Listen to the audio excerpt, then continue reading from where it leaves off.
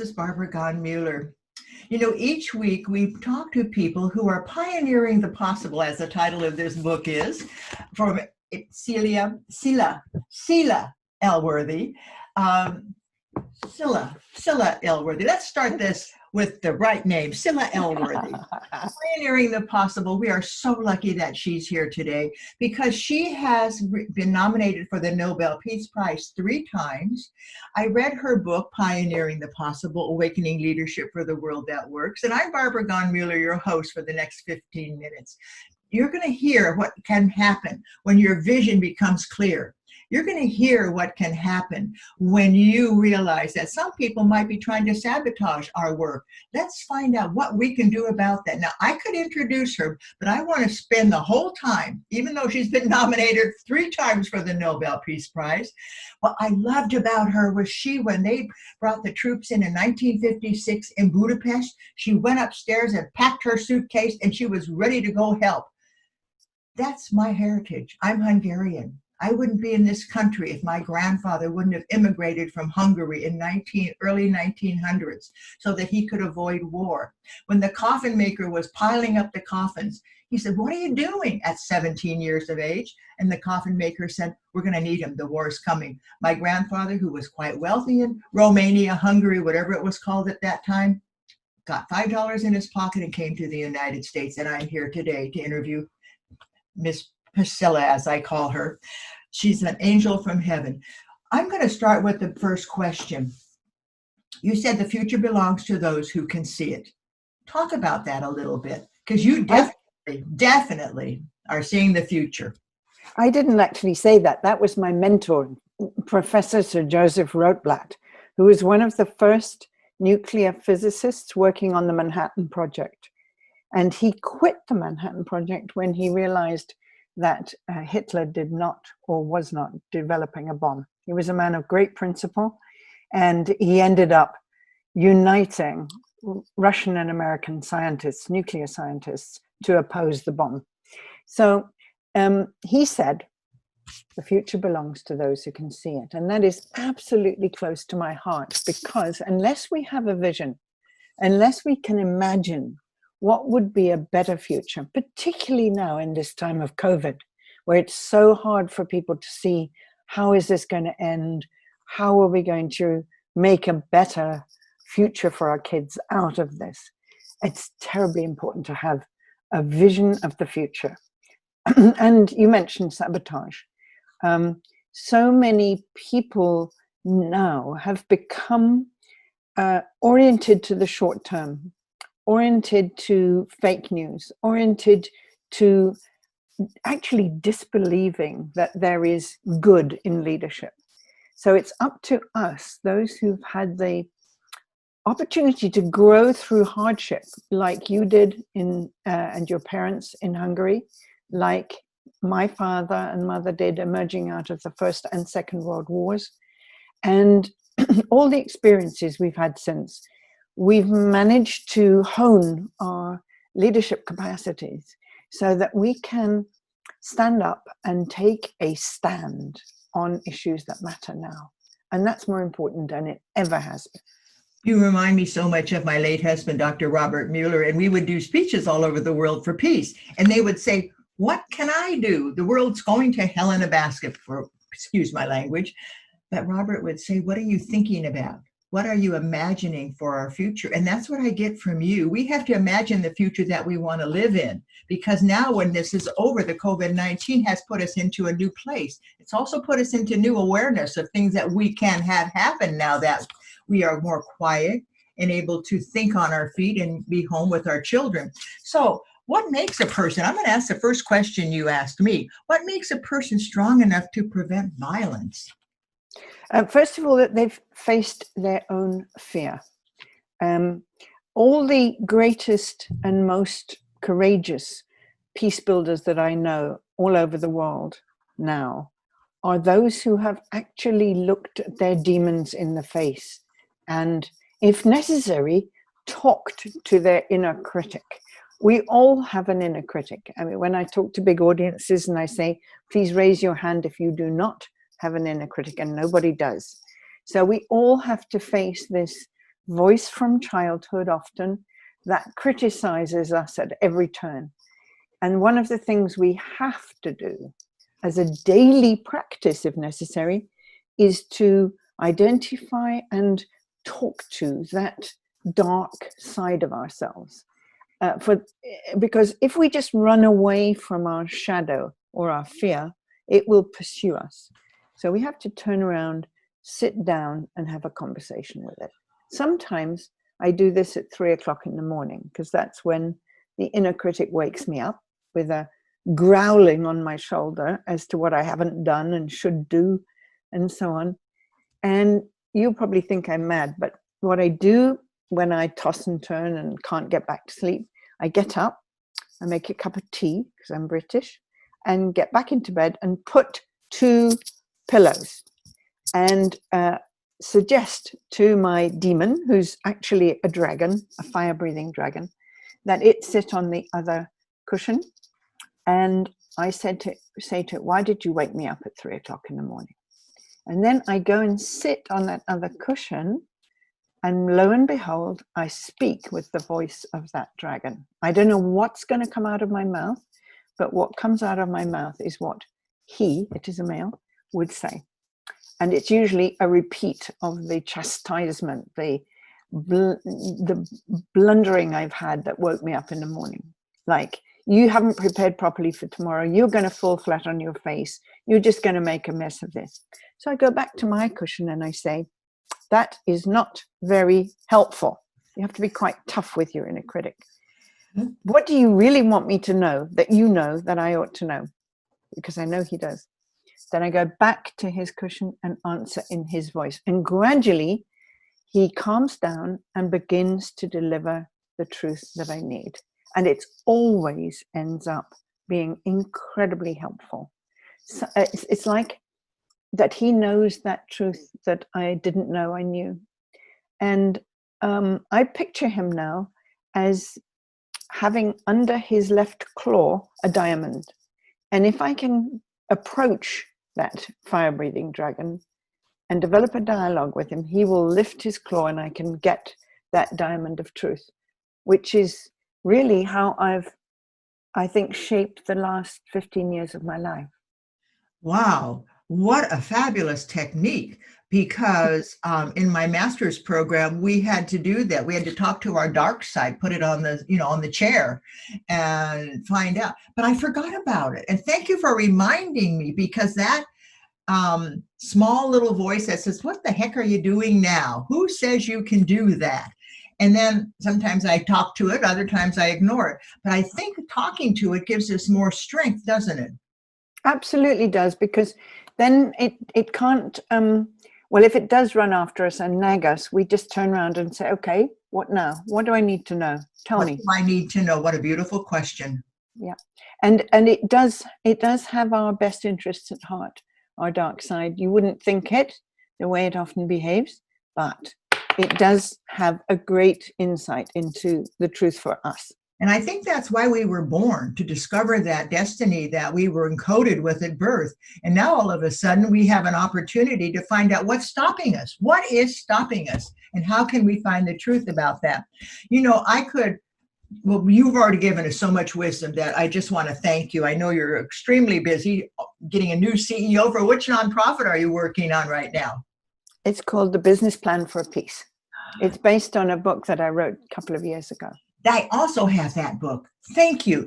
I'm going to ask you my number one question in my heart and my mind, because I remember the Dalai Lama saying to my dear husband, Robert Mueller, a Western woman, a woman is going to save our world. All right, here we go. Here's the question. What is the role of women in our future? Oh, well, everything really. If you look at, there was a wonderful article in Forbes magazine, I'm sure you saw it, in April, that outlined why the 8 countries that had done best with the pandemic to that point were all led by women. Yes. And the one that stood out for me was, and not New Zealand, she's fabulous, but the Prime Minister of Norway, who said, this is a very frightening time for children. I am now going to have a television program weekly only for children. I want to know what's frightening them, what they need, what we can do to support them during this pandemic. And I thought, wow, that is leadership. That is attending to what will trouble families, what will erupt in families when they're in shutdown and so on. So it's just an example of what the future could be like if all of us women, all of us who have a moment's ever free time to support and put forward the fine women we know for leadership positions, for decision-making positions, for positions of responsibility. Because once we have more than 50% women in leadership, top leadership positions, we'll be able to do things that are vitally necessary, like reform the United Nations. Because at the moment, its behavior over Syria was catastrophic and deplorable, because the veto was exercised by one of the 5 permanent members of the Security Council, and that disallowed any cessation of the terrible conflict, which has caused havoc throughout the Middle East and further. And as you and I know, any harm done to individuals in a war lasts for 3 generations. So those refugees now pouring into Lebanon, trying to get across the Mediterranean, these people are traumatized. Their children are traumatized. And I'm traumatized just hearing it, because exactly. I knew it could have been prevented. I knew it. I knew it. And you know it. And what is stopping us from getting up and saying, stop this right now? Well, this is why we have to have women in decision-making positions. So what I'm recommending is that if anybody listening to this broadcast knows a fine, well-qualified woman who should be in the United Nations, who should be leading her country, who should be leading her community at any level, get behind her, support her. Let's all support each other, get the biographies written, get the people put in front of the adjudicating committees, get women in leadership positions, because, and I have to qualify this by saying, feminine intelligence, if we like yin intelligence, is available to men just as it is to women. Your husband was one of them. So that wisdom of, it's compassion, cooperation, using intuition, insisting that the entire world is interconnected, that what I do, even think, affects everybody else. People who can lead with those qualities, be they men or women, are the ones we want. And those are the ones we have to get behind. You are listening to the most marvelous woman, a woman who is inspiring us to be all we can be. Men, you have to listen, because your intuition, we need it. We need you to have your heart speaking with you also. We need your souls that your mother nurtured to become strong enough to take on the issues that we're facing today. And I'm going to honor your words. Let the women lead. Let the women lead who are qualified. Support them. I see so many awakened leaders in my path, and I'm going to support them. Tell them, don't wait. It's your turn. It's our turn. Why are we still alive today, Scilla? Because we know we need to work together. Sure. That's true. Exactly. You got it precisely. I mean, if every woman like us got the hold of the biographies of 5 other women and used all her strength, imagination, and resources to push those women into the positions they deserve. Do you know, I'm sure you do, that when the UN surveyed what happens around peace tables, in 2009, they found that only 2.5% of those who sat around peace negotiations were female. Result, the peace agreements reached only lasted 5 years. As soon as the percentage went up to 10%, those agreements lasted 15 years longer. And when I thought about this, I thought, why is that? And then it dawned on me. Normally, when you've got warlords on either side of a table negotiating peace, what they're interested in is weapons, power, money, resources, all those things, it's the spoils of war. When you get women around those tables, they bring up the things they're responsible for, looking after the orphans, taking care of those soldiers with PTSD, healing the wounds of war, even burying the dead. These are the things that women cope with in the fallout of war. And when those things are woven into the peace agreement, that's how you stop the cycle of violence going round again. Oh, what a hopeful statement you just made. We have to get women at the negotiating tables. And when you started talking about burying your dead and the victims of war, it reminded me, we're on the 200th anniversary of Florence Nightingale. I just interviewed Dr. Barbara Dawsey, and she is a Florence Nightingale scholar. Why? This woman was out there and she said, wait a minute, I have to do something. And that's what I'm hearing today from you. Wait a minute, we have to do something, and we can do it. What an honor, Scilla, to have you on this program. I'm going to have you back again. And I love 6 o'clock in the morning. We're going to do this. I have to get women to wake up. Wake up, women. Wake up, men. This is our world. And we can't let it go the way it wants. We have to let it go with strong leadership, women, children being cared for.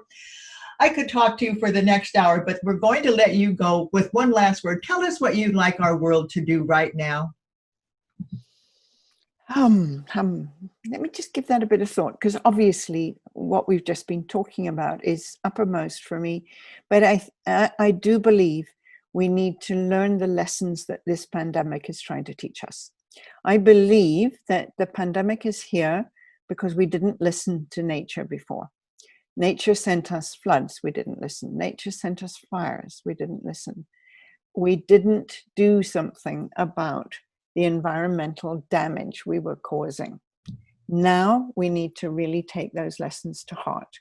We need to stop consuming gasoline for a start. We need to send the fossil fuel companies into renewables fast. We need to get a protection for our precious rainforests, the ones that still exist. We need to slow down consumption of everything. I don't know about you, but here in the UK, people have found they've actually been spending much less during the pandemic, during the lockdown. Use those savings to bring about change, not to rush back to the shops. We do not need any more stuff. We have enough stuff. Our attics are bursting. Stop with the stuff and get with the putting your savings into supporting non-governmental organizations, those that are doing a really fine job. I can't even talk because this is my dream. My dream. I wrote an editorial for the news press, our newspaper, and I said, stop. What do you think nature's telling us right now? Nature's saying, you don't need to drive to work. You can stay home. You can be with your children. You can do so much. And I love that. I am spending so little money now because I'm not out trying to be a movie star. I'm just trying to be at home and listen to people like you. Oh man, am I excited. I don't usually get to tears in an interview. Today, my heart is so open and the tears are flowing, but I'm trying to stop them so I don't start boo-hooing all over the place. I'm boo-hooing in joy because you're speaking from my heart and my soul. I know what you're saying. Why do I have a piece of property in Costa Rica that's in a humble little cabin so that I can go there and be real? I don't have to have high heels and nylons and everything else, but I have who I am. Who I am speaks so loudly. And that's what I see from you, Scilla. I see you, Scilla, that you are the woman who's going to lead us. Oh, with that. Barbara, it's been a tonic talking to you. I'm open to talk anytime in the future. And I feel inspired by this and energized. So thank you. My pleasure. You are listening to my favorite author, and I'm going to show you the title of this book, Pioneering the Possible. And the way she writes, you're just going to be able to move forward and do all sorts of things. Would you like to hold something up? I see you, sir.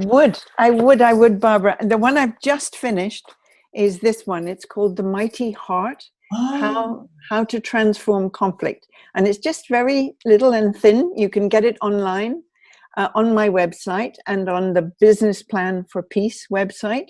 And it's just the skills we need today to deal with the conflicts we're facing in the family, in the workplace, in the street, and in our larger communities, even nationally. So, we're going to engineer the consent of the women we're depending upon. Show absolutely. me the cover of that again. Show me the cover again, and I'm going to tell Well, this is my correcting copy, so here you go. Mighty Heart. Do you see that, women and men out there? We're all going to order it. We're going to have a Zoom talk together about it. The Mighty Heart is what we are bringing out right now. As I listen and as I dream for the future I want my grandchildren to have, and it's the same future my late husband said, he was going to be a peacemaker. And that's what he's going to be. And he was a peacemaker. I mean, your husband was amazing. And today we're going to celebrate our Peace Prize. It doesn't matter, but that's not one important thing right now. The most important part is that you have encouraged us to energize what we know is right. And you also helped us understand what we can do if that little dragon, as you call it, comes forth and says, wait a minute, who do you think you are? What do you need to learn about that? All right, I'm going to just thank you with all my heart. This is Barbara Gahn-Mueller thanking our wonderful guest today. And she's not going to be a stranger. Now, I always say this at the end of my programs. I say, please bring 5 people together and watch it together. Or watch it at home and then have a conversation, get on Zoom and pay attention. What do you learn every time you listen to one of our guests? You know, Peace Podcast, I brought it to you after my late husband died because I said we have to keep the power going for those who are working for peace and prosperity, health and happiness. Without further ado, bless your heart. I salute you. And right back at you. Women and men today have so much potential. Don't let anybody stop you. Thank you for joining us. I'm Barbara Gahn-Mueller. You're listening to peacepodcast.org.